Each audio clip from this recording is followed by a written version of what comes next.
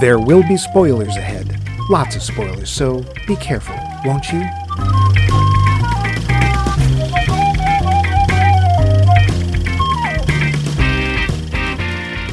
Okay, Max, bear with me. Since we're starting a new podcast year and a new series, I want to give something a try, something that will revolutionize podcasting and raise the quality of our show to the stratosphere. I invented a neural link, so our minds will be as one. It uses something I call the waft. When we're connected over the waft, we will steer this show. I think I'm getting a little too much waft over here, if you know what I mean. Just plug in, Max. Trust me. There. Do you feel it? Oh, this is amazing. We're operating as a single unit. I think you're a single unit short, No. honestly. Just concentrate. Concentrate. Oh. We are becoming bumpy. No, not you. Wow. Ooh, whew. It's going to take a long time to get that smell out of the Max Mike movie studio. Oh, God. Sorry about that, Chief. I think I can taste Wednesday. Well, until that stink is gone, we're going to talk about another one. Another film. It's a new series to go with our new era and new smell. Pacific Rim is up, first in the series, but an incredible simulation. We're looking at big, expensive movies that just happen to have movies come out around the same time which sound a hell of a lot like the real thing, but aren't. This week's film, Pacific Rim, had a copycat come out the same year, imaginatively titled Atlantic Rim. What a coinky-dink. Isn't it? We'll be looking at that movie next week. To start out, we'll take a look at the original. And speaking of originals, we have that original master of the monster, Max Kaiju Jojo Levine. Give us a roar, Max. Moo! Wait, that's not right. Shock and terror. I am Mike Jägermeister Jaeger Loose, or something of a similar nature. We love hearing from you, so much so, we have a whole section dedicated to it. Yes, we do. Poll question. If you remember last episode, the Crimson Crab was trapped in the lair of evil Dr. Precarious. The energy beam was fast approaching the crab's... Ooh. Wait, what? Sorry. Wait, wrong podcast. Yeah. Last week, we asked you, what is your favorite franchise? And this is what you said. Oh, yes, you did. Precious. Yes, Precious. On Facebook, we have Dave. Our favorite Dave, it goes without saying, who said, quote, most franchises are repetitive and wind up deteriorating into farce fairly quickly. They make the same movie over and over with less effort each time and lose track of what was good about the early ones. So I wind up having one or two that I like and ignore the rest. With Bond, it's Diamonds Are Forever, For Marshall with Love, Man with the Golden Gun, and Live and Let Die. All of those have good bit parts. The Two Assassins, Mr. Kidd, I think one was called, as well as Mr. Wint. Try again, Mr. Wint. And they weren't gay. No. Oh, yes, they were. Yeah. And The Sheriff. Since you mentioned the 30s, my recollection is that the Thin Man series stands up well over time, but I only remember the first two well. With that said, if the Marx Brothers are a franchise, I will take them as my favorite. I do enjoy the original Lone Wolf and Cub series with, here we go again, Wakayama Tomisaburo. Who knows? Sounds good. Sure. But really, I only rewatched two. The one with the tattooed female assassin, Baby Cart in Peril, and the one with the snow, White Heaven and Hell. Baby Cart in Peril because it was banned due to its presentation of outcasts. White Heaven and Hell because it has a different look and feel from the others due to a new director at the helm. End quote. Whew, always love those answers, Dave. Keep them coming. Thanks. Next up, Jamie Kleinert with, quote, Kevin Smith's View Askew-niverse. Okay. In the family category, I've really enjoyed the Enola Holmes movies. They do a great job of bridging multiple extant works with newer takes and self-insert characters, even though they're not intended to be. I thought they extended the RDJ Sherlock movies well and had enough in there for parents as well as kids. C and I found the first movie before the novels, and the second movie is on the list for later this summer now that she's read most of the series. End quote. Ooh, askew indeed. Thanks, Jamie. Nick Hoffman offered, quote, not sure if this counts, but I'd say Looney Tunes Merry Melodies, end quote. Well, why not? I'm not sure. They're not really movies, they're shorts, but why not? It is its own universe, though. Kinda? because it gets really flexy in the later years, but that's all right. Yeah. Thanks, Nick. Matt Reisman's answer was, quote, this one is tough for me because while I'm a fan of many franchises, I don't like half the movies in any given one of them. Then again, we named the dog Indiana, end quote. And so they did. Thanks, Matt. Rachel Wasserman, often heard on Q Footsteps, said, Q Footsteps! Quote, Toy Story, Die Hard, Back to the Future, end quote. Interesting. Didn't think of Toy Story as a franchise, but why not? There's 4, and I think there's going to be a 5th. Oh, good. Yeah. Thanks, Rachel. Val Coons, also oft heard on Q Footsteps, another podcast on this same network, posted, quote, What? Tough question. I'd say Star Wars, but only the original 3. I'd also say Indiana Jones, but as there were only 2 films, Raiders and Last Crusade, I'm not sure if it counts. And what the heck, throw in the Flash Gordon serials from the 30s. Silly fun, end quote. Seems there's a little historic editing going on there. Thanks, Val. Mike the Weasel Dans was next with, quote, I'm probably taking some flack for this one, but the original Lord of the Rings Peter Jackson trilogy, in my opinion, is better than the original Star Wars trilogy. The attention to detail, sets, acting, music, etc. is all just amazingly put together. Never saw any of them on the big screen, but I watch the extended editions at least once a year, end quote. Why flack? Well, now we're going to publish the Wheez's home phone number and address so all the Star Wars fans can go and discuss it with him. I'm sure he'll appreciate that. Oh, yeah. Thanks, Wheeze. Brian Mundo's response was, quote, The Fast and the Furious... No, just kidding. But really, can I just... Yeah, you got me there. That's what he wrote. But really, can I just, yell, Marvel, and run away? Is that an acceptable answer? End quote. Why not? Of course it is. Thanks, Brian. Susan Cassidy popped in with, quote, The Thin Man, end quote. There's an exclamation point in that, although I don't think there is in this series. There should have been. But there does seem to be a couple of fans out there, so thanks, Susan. Over to the website. Well, there seems to be a lot going on over there. And speaking of over there, up north, cold, penguins, yada yada, we have Vince, who beat me to the punch. Quote, so many franchises disappoint over time or are really just inconsistent, especially the big ones like Star Wars, Star Trek, Indiana Jones, etc. There are some that excel, like Ilsa, She-Wolf of the SS, Ilsa, Harem Keeper of the Oil Sheiks, Ilsa, the Wicked Warden, and Ilsa, the Tigress of Siberia. This was a franchise? There's 4. Oh, my Lord. Can safely say the quality of those films is consistent. I seriously love the Ray Harryhausen Sinbad series, which I guess could include Jason and the Argonauts. Yeah. They ignited my imagination as a kid and still do. I also love the Flash Gordon. It is Sinbad. Shut up. It is. Actually, no, it's not. I also love the Flash Gordon serials with Buster Crabbe, end quote. You took my Ilsa joke, Vince. Now, seems fair as he's actually watched 2 of those. I only saw 1. Wow, what crime had he committed? Yeah, thanks, Vince. There was a conversation between Max, Ned, and Vince about, well, Ilsa, which is a lot more attention than she deserves. Again, listeners, do not search for information about Ilsa, She-Wolf of the SS. Seriously. Save yourselves! But Max, what is your non-Ilsa favorite movie franchise? Oh, well, if you're going to cut my legs out from under me like that. I also point out that in that conversation, Ned points out that his favorite franchise is Lord of the Rings. Ah, cool. Sorry, I missed that. Thank you, Ned. Okay. Thanks, Ned. God, I don't know. I was thinking about this. I honestly don't know. There are so many of them.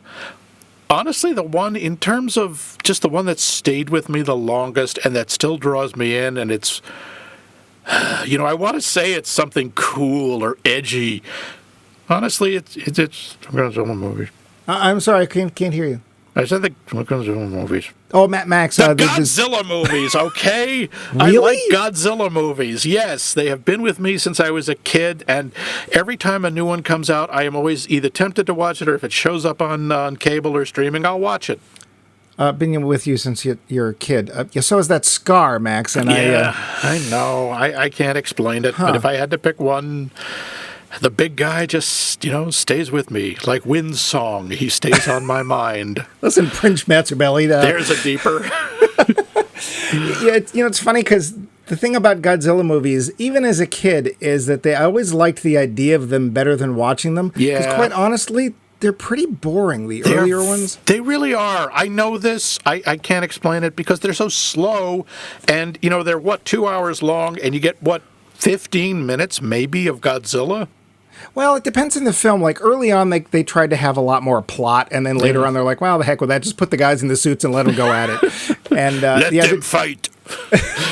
Kinda. Although I have to say, and usually I will not side this way, at least the first two, because I haven't seen anything past it, the first two current American or Western Godzilla films, I actually thought were pretty fun. And usually when another country takes over a country's culture like that, it's like a definite no. But I don't know. The first Godzilla and then Godzilla versus King Ghidorah, and I'm not just saying that because the film ended in Boston. It was a coincidence. Yeah. That monster's wicked awesome. Sure, Godzilla. But what about you? What's other than Ilsa, what is your favorite franchise? I really don't like Ilsa. I'm still like you. I have a series that it's like I can easily see people pointing their fingers and going, really? And that's the Bond series. And here's the thing. Since I was a kid, if a Bond film is on like you with Godzilla, I will watch it. Yeah. Even the bad ones. Although I really do draw the line at On Her Majesty's Secret Service and Never Say Never Again because they're dull. And Octopussy and Spy Who Loved Me. What about Stacy? Look out, a blimp.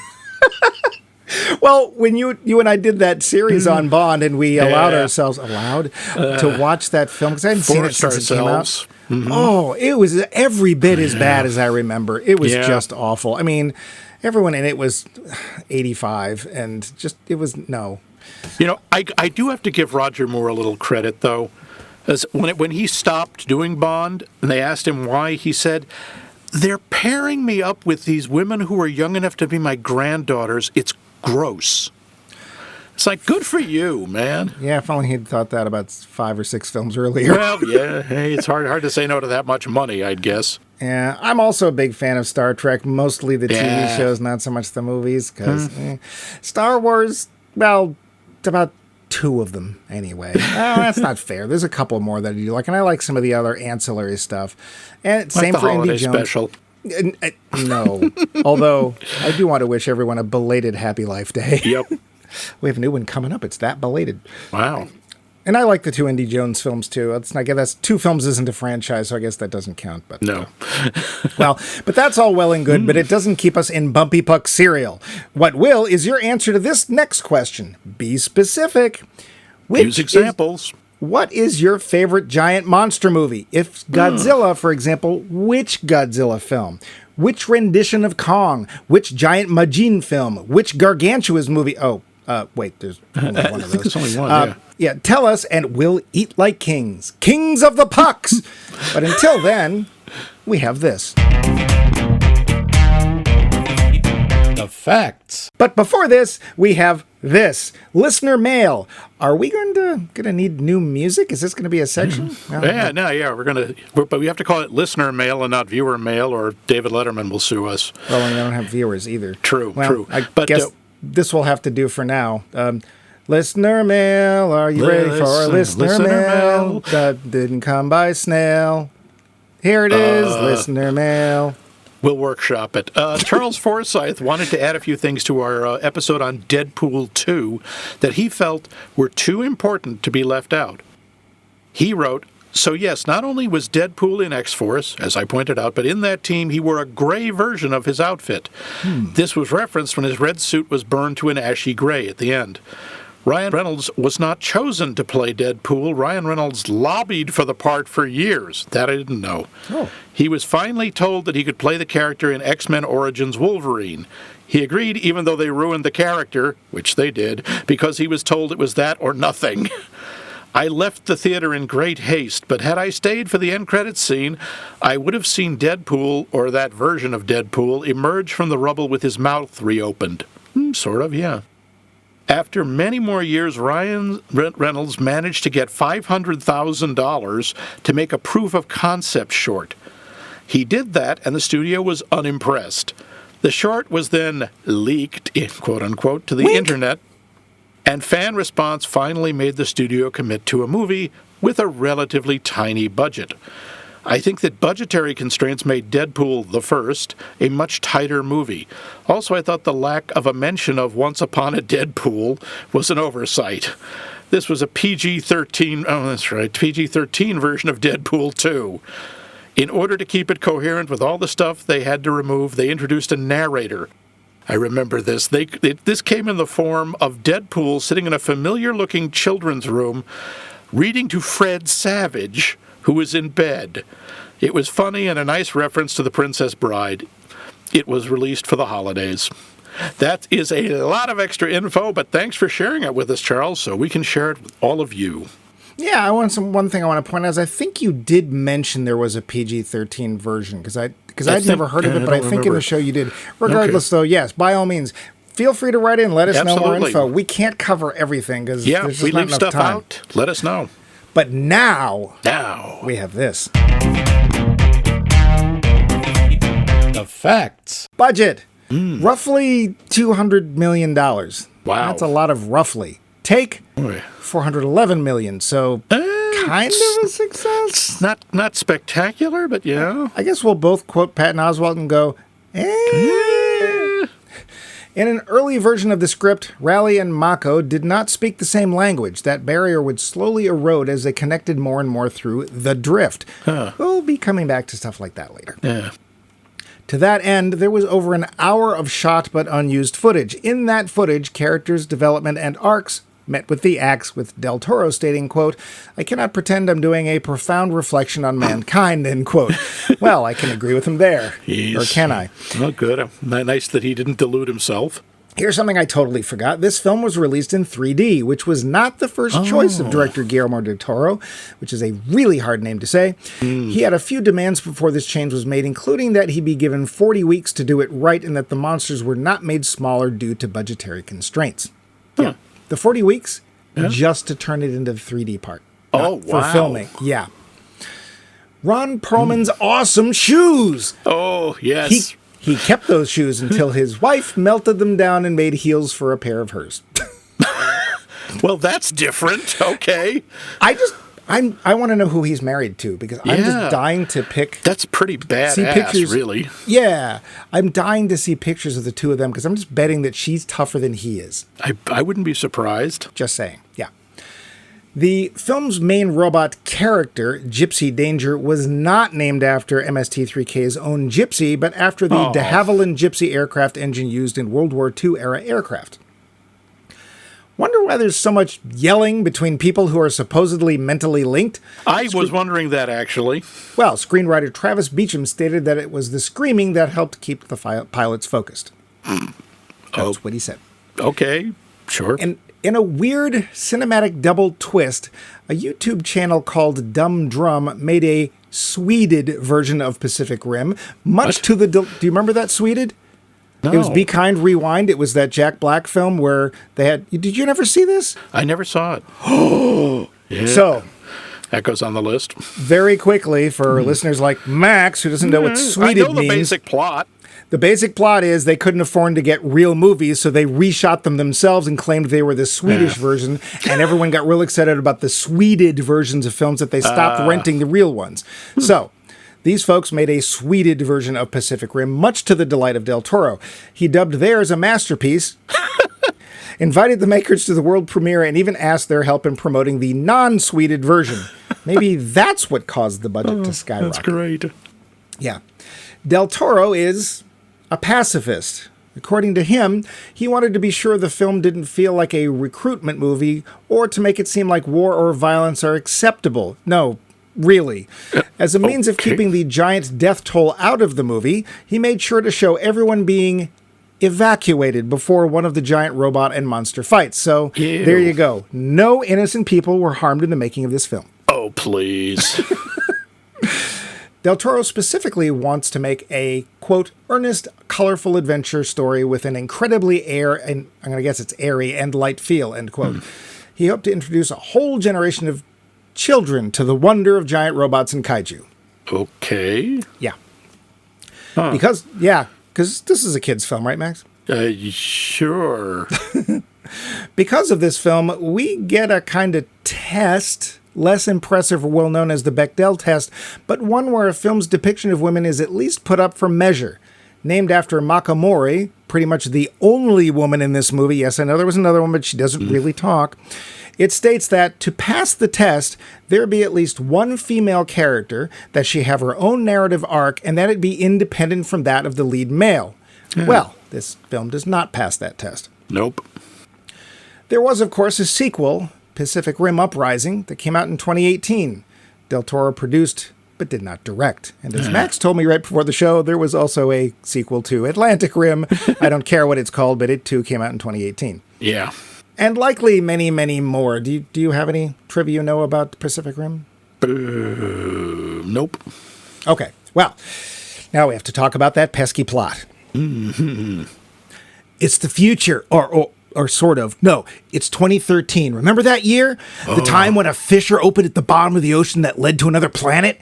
Yeah, and giant monsters came out, and they were all like, blah, roar, crush, kill, destroy. And then, like, we were all dying and stuff because we'd shoot them, and the monsters would be all like, ha-ha, puny humans, your weapons are useless. Except they didn't really talk like that. Oh, no. and remember when we made these wicked, awesome giant robots to punch the monsters in the face? Yeah, we totally did that. Until the stupid government came in and said, we're not paying for giant robots anymore because that's too cool and stuff. So we're going to build a stupid wall instead. Yeah, right. Like that'll work. Anyway, so if you want to be a pilot in these super fantastic robots, you got to like team up and link your brains together because you're just too big for one person to pilot alone. And our hero, right? Well, he's brothers until they kind of lose a fight and then one brother dies, but the other one is still alive and all sad and stuff. Well, he's kind of fired and goes be sad building that dumb wall for 5 years. But like this awesome commander guy, I was all like, no, stupid government, I will gather all the best giant robots and we will totally crush these kaiju. And that's giant monsters, by the way, forever. And he's like brings back the sad pilot guy and he has another chance. But then there's this girl and they like hook up and stuff. And then they pilot the giant robot. It's totally wicked. Oh, and some scientists are doing some weird things like trying to hook up with a kaiju brain, which is like totally bogus. Anyway, they have only 2 giant robots left because the kaiju just keep getting bigger and bigger and bigger, but they don't give up. They take like the last robot and dive into that big space hole in the bottom of the ocean and blow up a huge bomb that totally wipes out all the bad aliens. And just in the nick of time, the escape pods pop back up and then float to the ocean and the pilot and his girlfriend kiss and stuff in the end. The film. That was wonderful, honey. Do you need a juice box? Yeah, that'd be great. Can I have a Capri Sun? Yes, you can. I think we've had way too many Capri Suns. Yeah. When I was writing the plot synopsis for this, I was like, okay, giant rose. And then it's like, doesn't this kind of feel like this kid who's got too many action figures and he likes to make them fight? Oh, we're going to talk about what this movie reminds me of many times, but I do want to point out one thing in your plot synopsis that isn't exactly accurate. The male and the female lead, Raleigh and Mako, they don't ever kiss. They don't ever make out. I think the most action you get is they bump foreheads. What are they, from Melmac? No, they're clearly from Mars, headbutt. Yeah, sure, I know, but give me a little leeway, won't you? Okay. I am sure that if a 13-year-old boy came out of this, that he would have somehow remembered, they totally hook up. I was thinking like 10. Yeah. Well, for no particularly good reason, why don't we start off with the cast? And I would like to leave that. I'm not even going to ask you, but I would like to leave the best actor till last. And I can't imagine that you're going to pick a different choice than I am. Okay. Yep. We're Ron Perlman. No. Yeah. Let's aim high. Okay. Let's go for Charlie Hunnam. Yeah. Who the hell is Charlie Hunnam? I don't know, but this didn't exactly catapult him to stardom, did it? Not really. I mean, I know he's done a bunch of English movies, but that's the extent of my knowledge. Well, I didn't realize that he was doing the narration, because one of my first notes was the opening narrator is a bit cheesy. Oops, it's our hero. I also point out, if you start with an expositional voiceover, you know it's going to be good. I mean, it takes you right back to Bob and Doug doing that future movie they did. Yeah. Hey, fleshy-headed mutant, are you friendly or foe? No way. Radiation has made me an enemy of civilization. Yeah, he's let's put it this way. He acts a lot better when his shirt's off. Just saying. He honestly is just not good. He's not bad. He's just utterly replaceable.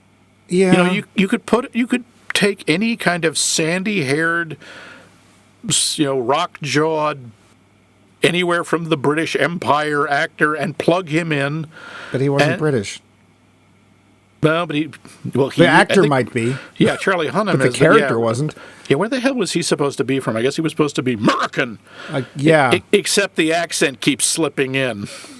Oh, is that what that was? Yeah. I thought it was his gum. He's adequate. Yeah. I mean, he he's does not, the job. I guess. And again, I'll listen more if his shirt comes off. I'm just saying. And also, to be fair, you have to work out really hard to get to look like that. And they basically only let him do it once. It's like, come on. Yeah. But whatever. His brother, I don't even know who played his brother. He dies early in the film. He was built real nice, too. And also was, I'm going to go with adequate. Yeah, pretty much. I'd never heard of him either. What about Rinko Kikuchi, who plays Mako? Or Mako? Yeah, they gave her a lot to do. Yeah. She's not... She's a big deal in Japan. She's a pretty major Japanese actor. Yeah, well, she isn't a major Japanese actor here. No, but she is stunning. I guess, but she just... Yeah. I don't know. I didn't get a good sense that this was her strong role.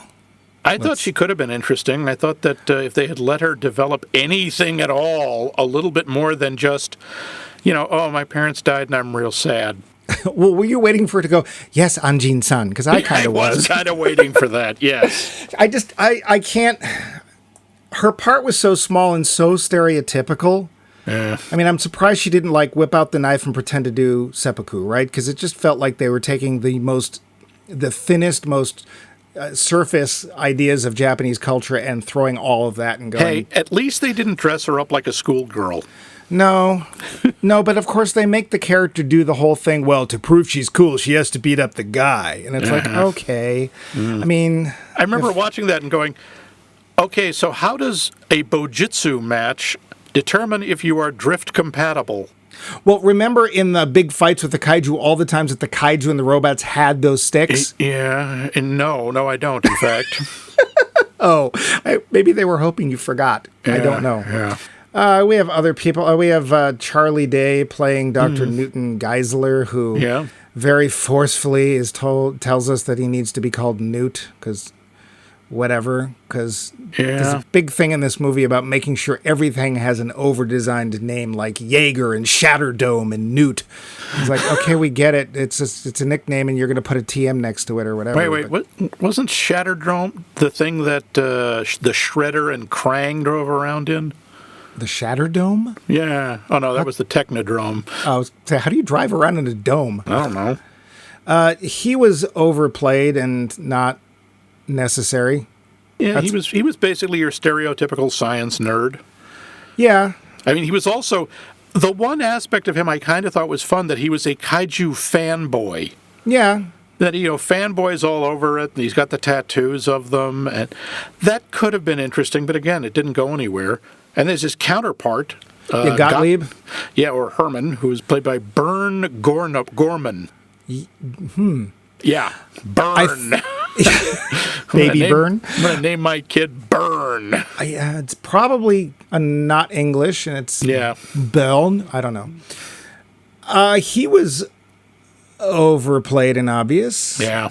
And, did you at any point sit there and go, oh, kiss already? Because yes. They kind of, especially when they wafted or whatever they do, drifted.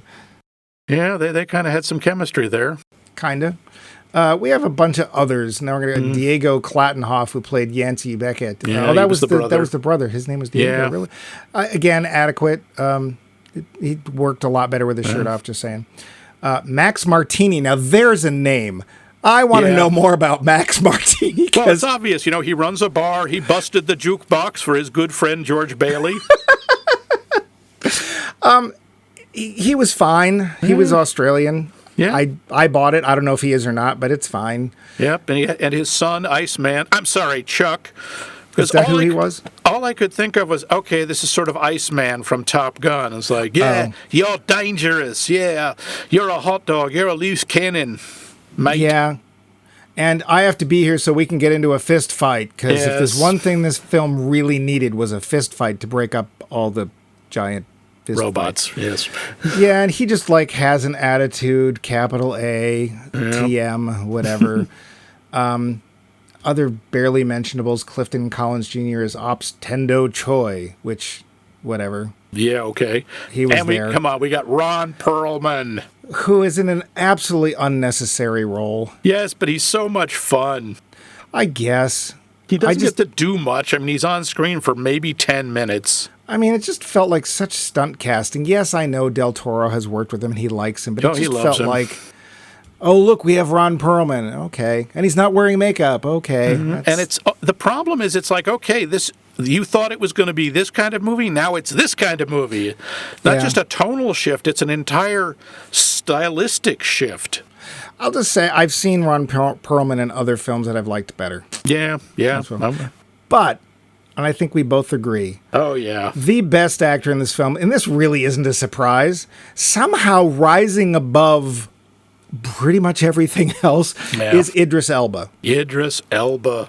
Oh, my God. Never mind that his character also has the coolest name. Stacker Pentecost. God, Stump Huge Large. Yeah, I'm glad that they didn't say it too many times, because I really didn't need to hear it. I don't know how he does it. There's just some people who have a presence, even though you're not in their presence, and yet they somehow are able to convey it. And Idris Elba is one of those people. Now, to be fair... Doesn't he play like one of your favorite characters? Yeah. So he first comes out, and I didn't recognize him, but I heard that voice. I was like, oh, it's Chief Bogo from Zootopia. Yeah. Hey, that's a great part. And it is a great part. And he kills it. And in that movie, his presence is just in his voice, and it still works. Yep. So... Yeah. He really is elegant. Rule number 1, don't ever touch me. Rule number 2, don't ever touch me. And yet he takes dialogue like that and he still makes it at least fun. Yeah. Even if you're sitting there going, that's pretty cheesy. It doesn't matter. It's Idris Elba. I'll listen to him. He could sell me Bumpy Puck cereal and I'd buy it. Okay? Yeah. Maybe you should talk to... Yeah, that's it. He'd be a great spokesperson. I'm sure he'd love to do it. I got $10. And then I woke up. Yeah. So the cast... Yeah. I really don't know most of these people from anything else, but their performances in a way are consistent with writing that I don't consider to be top notch. Yeah. So, except for Charlie Hunnam, honestly, certain points he was just so dull. Yeah, I mean, he's forgettable. Yeah, I mean, honestly, there were points I could not tell him and his brother Yancey apart. So, Yancey and Raleigh, okay, whatever. Is that like the thing, the Ever Loving Blue-Eyed Thing from Yancey Street? Yancey Street, yep. Yeah. And of course, Yancey, hey kid, don't get cocky. And in my notes I have, okay, Mr. Solo. Yeah, and we'll get to that. There's going to be a lot of that, yeah. But I noticed right off the bat, that's the cast. The cast is, I guess, this is not an actor's movie, No. It's just not.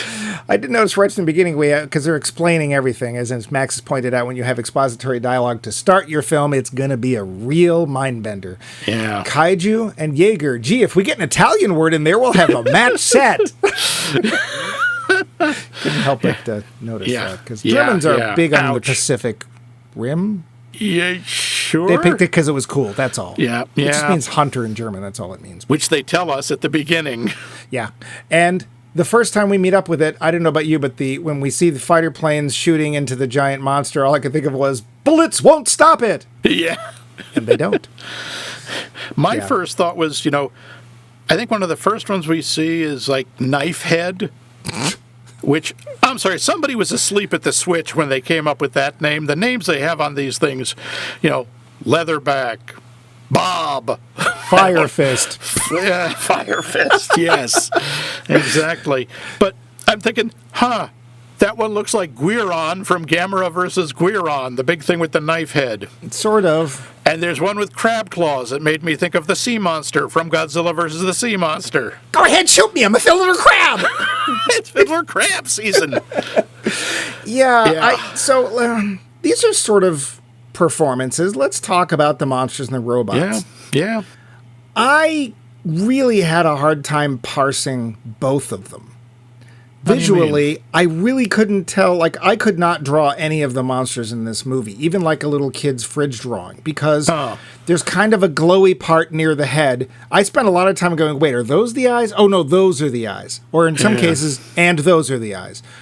But I really couldn't get any overall feel of what they actually looked like. Yeah. And then later on, they're like, oh, they're clones. Well, they're not.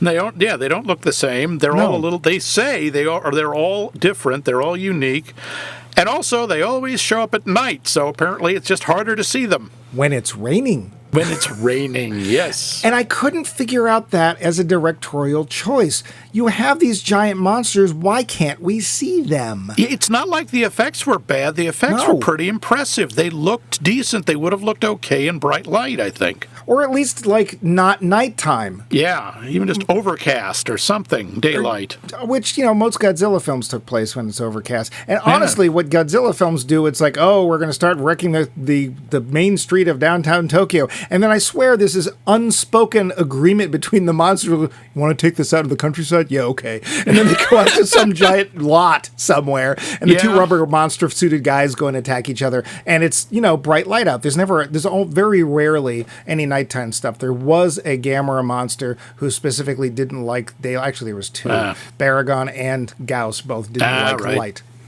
I don't know why I know that. It's insidious. The robots, could you tell any of them apart? Yes, there was one that had 3 arms. Oh, that's right, because there's 3 guys. And that's about it. Once they're actually out there doing stuff, unless they're showing us the pictures of the pilots inside, and they at least all had distinctive looks. You had, hello, this is Boris and Natasha in glorious Russian robot. And then you had, Moxie, Pepsi, and Spam, the Chinese triplets.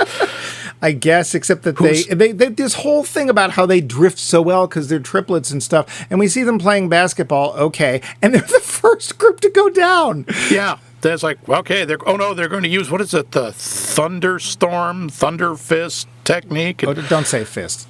Okay, yeah, the fire fist technique, I don't know, and it's like, okay, what was that? And then there's the Aussies in, I don't know, Plankton... Trebuchet or whatever. I swear the names of these Jaegers, I think they just took a random word generator. Well, they named this one after an aircraft engine from World War II. I guess. I mean, they could have called it the Enola Gay. That would have been tasteless, but at least it would have been nuclear. Yeah. I couldn't see them. And the thing about giant robots is you want them to be brightly colored. You want kids to want the toys. Yeah. And I just was like, okay, it's kind of cool. I mean, the fights were kind of cool. I will definitely give them that. Some of the fights are actually, although the action sequences are pretty decent.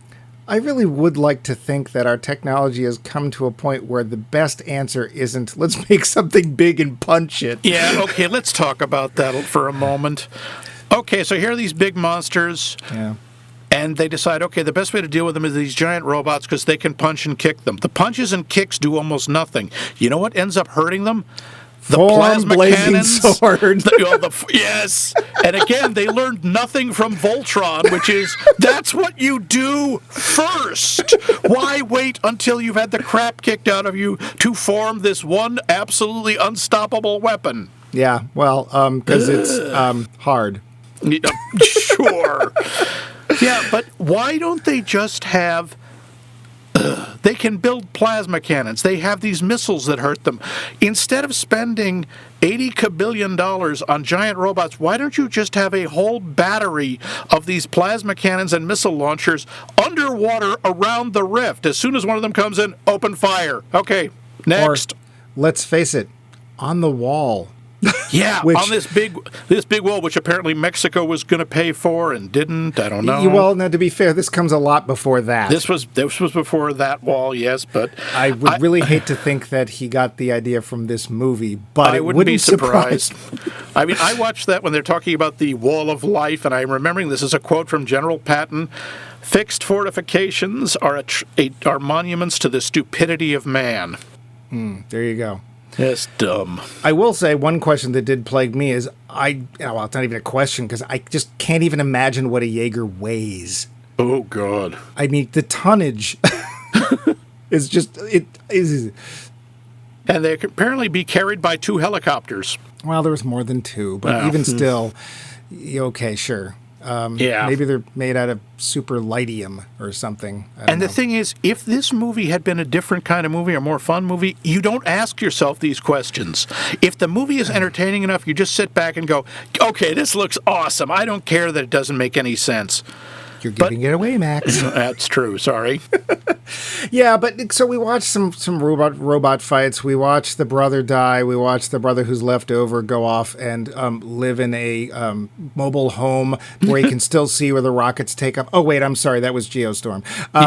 Yeah. Oh, no, that's right. He goes off to the side because his younger brother is still around. And he's taken over the space program. And that was Geostorm again. Yeah. Let's just say that this trope has been... it's been done. He also what really happens is he goes off and becomes a cable guy because he can't deal with the fact that his wife is with the president of the United States. That's ID4. That's ID4. That was in my notes too.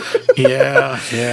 So there's and of course we have to have some big fights because that's what the movie's about, which is fine in and of itself. Absolutely. But I don't know if you happened to look down your watch. And with the moment that Mako Mori walked in and said, cue the love interest. Yeah. Well, to be fair, she's the only woman we see talk in the movie. The Russian woman talks, but we don't actually see her do it. We just hear her over the radio. Yeah. So Natasha is, get the big robot monster, kill it. Or we will make big trouble for a kaiju monster. We'll look out for nuclear vessels. Yeah, so she's literally like the only woman in the movie, which... I don't get. Yeah, why. We see a couple of others in the background, but they don't get any line. Yeah, I am actually. I was looking because they don't get you were names. Searching is what you were doing. Come on, there's got to be one. Oh no, to be fair, when Newton is down in the kaiju shelter, which is a thing, there is a woman who says he's after the little guy. Yeah, right. There you go. There's your woman character for the film. So she did get a line, but no name or anything else. Yeah. Well, there's one thing that this film does turn up to maximum, and that is the testosterone levels. Oh, boy, I haven't seen this much strutting around since the barnyard and the rooster had his first night. Yeah, I'm surprised there's such a lack of shirtless volleyball playing in this. Yeah, only because maybe somebody was worried about the homoerotic undertones, whatever you want to call it. Yeah. Because, this is a strutty film. I really was surprised when I was doing the research because, quite honestly, our usual source for trivia was kind of thin when it comes to trivia, and I was like, because it's just not very interesting. And I went looking at a couple other places, and when I found that quote about Guillermo del Toro's a pacifist, and I was like, really? Do we at any time try to talk to the aliens? Do we ever in any way try to find out what's going on? The nerdy scientists do. Well, no, he tries to find a way to weaponize what they've got. They don't sit there and go, we need to talk to them and say, dudes, you need to cut it out. We're peaceful people. Basketball's a peaceful planet. We have no weapons. Are you talking to me?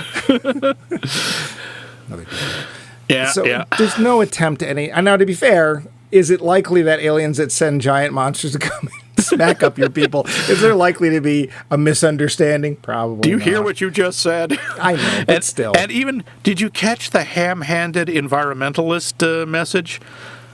Newton is talking. Yeah, Newton is talking about how after his drift, he's like, "Oh man, I have seen the truth, man." Man.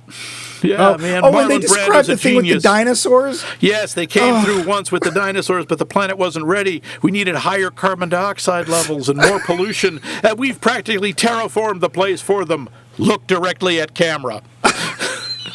Remove glasses, look concerned. Pretty much. I think the worst part I'm not surprised you missed it because it's there and it's gone, and that's it. I heard that part. I just never equated it with an actual environmental issue because my jaw was hanging open and I couldn't hear over my own, huh? And then we find, sorry. Well, the thing is so apparently it's implied The aliens created the dinosaurs, but that didn't work.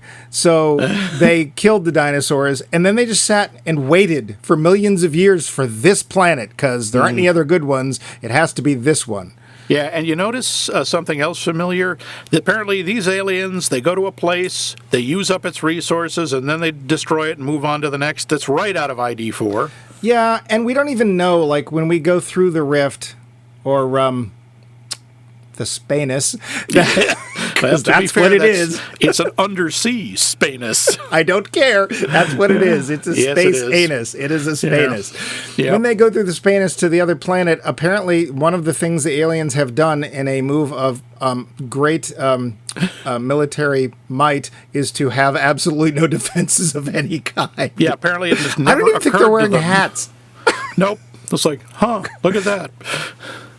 And of course, Gee, the answer is always nuclear weapons. Yeah, but apparently one will take out the whole planet.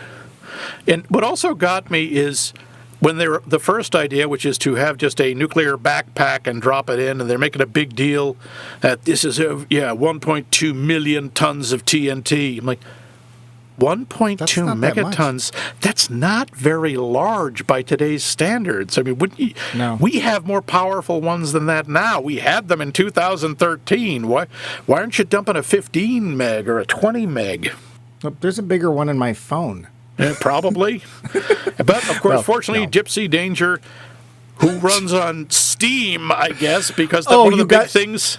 Mm-hmm. Okay, I had to ask, when that part came up... Yeah? No, I can use Gypsy Danger, because she's analog. Did you scream at the TV? I just sort of covered my face and whimpered.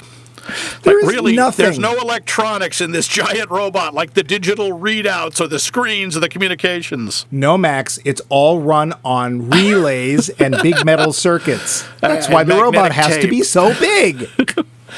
Yeah, it's like, no, it's analog. It's like it's one step away from it runs on neutrinos. It really is. It kind of is. Yeah. We never had this problem with Ultraman. Just want to say. Nope. He'd have a beta capsule and everything would be fine. Yeah. I will say, though, the film was actually, as long as it was, because it was a little over 2 hours. Yeah. It was actually pretty well paced. I thought it moved around. It moves along well. And it doesn't look cheap. It looks expensive. Yeah. And, I didn't see it in 3D. I don't know if you did. No, I don't like 3D movies. They give me a headache. Oh, could you imagine, what was that one that you really hated with all the camera movement? Cloverfield. Could you imagine Cloverfield in 3D? Oh, God. I would have been bazooka barfing all over the place. Yeah. So I think one of the things we can both agree on in this film is that, oh, honey, don't explain things. No midichlorians. Shh. Yep. Because just make things go boom. Yeah, they tell us that they're clones. Mm-hmm. And then they're obviously not clones. Well, they're bioweapons. Well, they say, they're grown. Like, almost like they're covering their own tracks. Well, not clones, they're grown. Okay, whatever. And then we get one that's pregnant. Yeah, I didn't get that either. Unless it was like, okay, maybe this is clever. This is, all right, you're sending one that's already pregnant so it can give birth, and you've effectively, instead of just depositing one kaiju, you've deposited a whole bunch of them. But wouldn't you send it over there? Yeah, instead and wait of for into a fight? Yeah, you would think you'd have it go somewhere, hang out at the bottom of the ocean or something, give birth, and then attack. And also, this begs the question, is there kaiju sex? Yeah, I didn't want to think about that too much. But it's right there. Yeah, it is. And okay, whatever. And it took them a million years and they finally thought of this. Why didn't they just send a kaiju over and it could be pregnant and during the Pleistocene area or the Jurassic Scene era, whatever, it just kept making more and more kaiju and then they emitted carbon dioxide. I don't know. I don't know. Yeah, it gives us a lot of things to question and doesn't. And when it gives us answers, they're really kind of dumb. Bad. Mm-hmm. Yeah. I did like the scene, though. There's one point near the end where all the robots are getting together and they're going down to the Spanus and they're dropped into the ocean and they just keep walking. And my thought was, are they going to walk to Hawaii? I will swim to Hawaii. Another little deeper. Gilligan's Island deeper there. Yeah.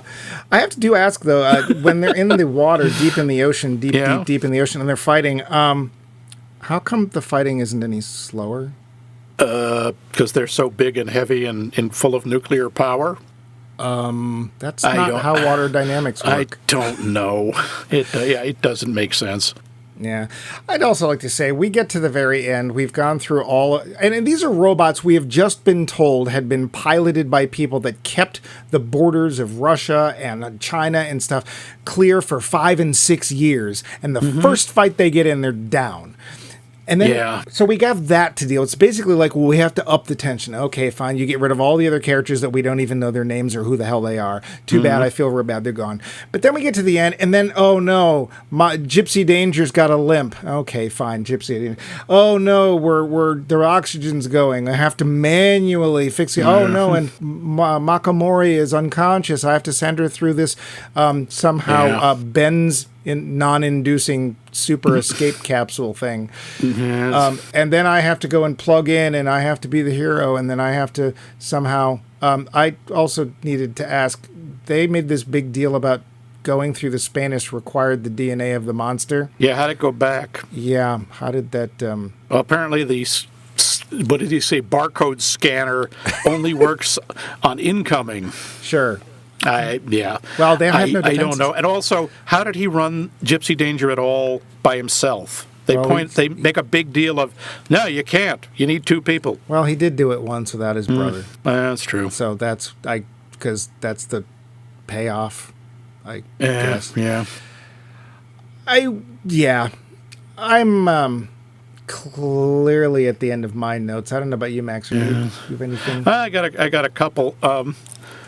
The shot when Gypsy is about to explode and has its arms out, and all I'm thinking is it's Jaeger Jesus. Oh yeah. Yeah. And even that whole thing of dropping a ship with a nuke into the middle of the alien bad guy master's place, that's right out of ID4. It was hauntingly familiar, yes. See our entire episode on ID4. The other thing that bugged me, and this is the Ron Perlman thing, he makes all his money apparently selling kaiju bits. Well, at least the ones that happen to drop literally down the block from his store. Yeah. I would have liked to know that he says their crap is amazing, has a lot of phosphorus, and so it makes a great fertilizer. What the hell else does any of the rest of it good for? Well, there's a hat and a brooch and a pterodactyl. I mean, apparently, they sell the powdered bone as like powdered rhino horn. It's basically organic Viagra, but they don't know if it actually works. Why? It doesn't matter. Rhino horn doesn't, so why shouldn't this not? Or people think it does. That whole little side plot for me just felt like a waste of time. But, Yeah, other than that, that's all I got. The finish. So, Max. Yeah. Did you see this when it came out? I did. I saw it in the theater. But not 3D? No, I did not see it in 3D. And what did you think then? Kind of what I thought now. The fights are cool. It doesn't make any sense. Most of the actors, except with one notable exception, are pretty uninteresting. I thought it's an okay turn your brain off movie, but it's not very good. We've seen better. We've seen better Godzilla films. Yeah, honestly, the Godzilla films at least have a greater sense of fun. Yeah. Even if they are slow sometimes and do have boring parts. Yeah. But they just embrace the goofiness, and they try to make things like, we're going to give you pseudoscience, and the pseudoscience really is not consistent and doesn't make sense. What about you? Did you see this when it came out? I did. And what'd you think then? I didn't understand why we couldn't see the monsters and the robots. I didn't think it was very good, and I've seen better. Yeah. But now, I think those things again. But I would like to say, I'm watching this film as somebody that is experienced, old, and has watched a lot of films and seen especially a lot of films like this. I mean, you and I did a whole series on Armageddon, Destroying the Earth, whatever. I forget. What is it? It's the End of the World and I Feel Fine, whatever we called that series. Something like that. And we've been poking the finger at this saying ID4, because it really does smell a lot like ID4. It does. That being said, I can totally see if I were a younger moviegoer, if I were somebody in my teens, or even like 10, 11, 12, and I had not seen a lot of these films, I probably would love this film because it has the plot of and the characters are really comic booky. And I think that works out because it turns out the guy also writes comic books who wrote the movie. Oh, okay. That fits. Guillermo del Toro loves comics. It has... the fights are kind of fun. I just wish I could see them better. Yeah. But if I was somebody who just wanted to go see a big monster movie and big fights and robots and stuff, the plot doesn't get in the way, which is, of course, what you want as a kid watching monster movies. So if this is a film that you're like, oh, well, those guys are stupid, I really like this film, that's fine. Yeah, and if you dug it, cool. I can understand why people would. It might be that I can't like this film because going to the movies, paying my money, again in this case, because I had to rent it, I expect more. And also from Guillermo del Toro, I really do expect... now I can say his name, but I still expect more out of him. Guillermo del Toro. Yeah, Guillermo del Toro. Yeah, I do expect more from him. And, Idris Elba brought a lot of weight to this movie, and it was all wasted. Well, here's another thing. I don't care about them doing this stupid science thing. I really hate the whole, the dinosaurs. No, they weren't. But you know what could have been really interesting? If they had explored this whole drift thing. How does that affect a person? Do they develop a relationship, or do they develop an aversion to each other because they can't stand the idea of that kind of contact all the time? That might have actually been kind of interesting. The whole thing with the drift is incredibly underexplored. Not to mention the fact, if they're in direct mind-to-mind contact, why do they have to talk? Well, it's once they did the drift, they didn't really seem to be affected by it at all. It didn't really have any, except the one point where Mako Mori goes in, she gets stuck in one of her own memories. I thought it would have been more interesting if she actually got stuck in one of his, right? Because isn't that the whole point of the drift is your share? This is the Vulcan mind meld, my thoughts to your thoughts. I thought it would have been much cooler if and made more sense for her to be stunned by seeing his brother die and feeling his emotion, as opposed to, that would have been more that memory that I keep having and keep having bad dreams about and I've been having for the last 20 years? Well, here it is again, and I'm just as stunned by it now. Yeah, my parents are dead, and I'm real sad. Would you like some ice cream? Or, excuse me, my parents are dead! She should have become Batman, She should have been a lot more than she was given. Yeah, but whatever. So not really impressed. But again, it might just be that we're the wrong audience. And I accept that. That's fine. It did okay. These days, he really, really wanted to do, or should have done 3 times the budget, and he only did 2. So technically, that's not a success as far as Hollywood is concerned, although they did make a second one. So they did. They made a sequel. They made a series, too. Did they? Yeah. Yep. Don't remember what it was called. Don't care. I heard you. Don't care. But we have a new poll question. Yes, we do. We would like to know, what is your favorite giant monster movie? And again, we want you to be specific. Don't just say Godzilla. Which Godzilla movie? Yeah. Godzilla versus who? Yeah. Ilsa She-Wolf of the SS? Okay. After this episode, no more Ilsa. I think there'll be more Ilsa. You have to mention Zangief's ass in at least 2 episodes. But let us know which of the giant monster movies out there is your favorite. Specific films, please. And you can let us know via email by emailing us at maxmikemovies.com, going to our website, which is maxmikemovies.com, where you can leave comments or have little conversations about stuff. Please feel free. That's what it's for. Give us some viewer mail like Charles Forsyth did and Adam Mark a couple of weeks ago. We'd love to hear from you. Even if it's said to say, hey, I think you guys got it wrong. That's fine. We'll read it out on the show and give you a moment to say whatever you want to say. Bask. If you would like to go to a form of super podcast app of your choosing, please do. We're there. We're on Facebook. Almost forgot Facebook, which is still there. We're not on Threads, nor are we going to be. But on Facebook, we are, of course, Max Mike Movies. Now, Max, I kind of ruined your little intro because we already told people, just in case, what we're going to watch next week. But remind us, won't you? Yes, we're going to watch Atlantic Rim Job. Oh! I'm sorry, that was the porn parody. Dang. Was there one? Rule 34, man. Well, You know there was. Rule 35 is to join us next week for Atlantic Rim. Atlantic Rim.